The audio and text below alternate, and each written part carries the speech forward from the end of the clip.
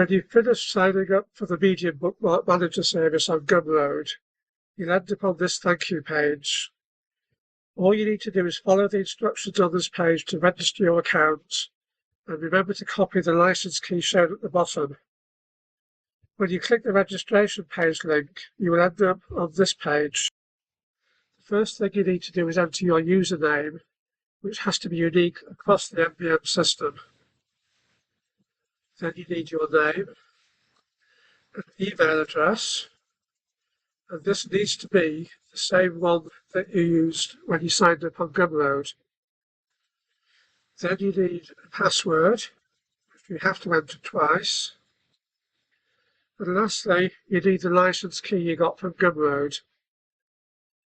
When all of that has been entered, you just need to click the register button. If there are no problems, then you'll find the success message and you can click the link to log in.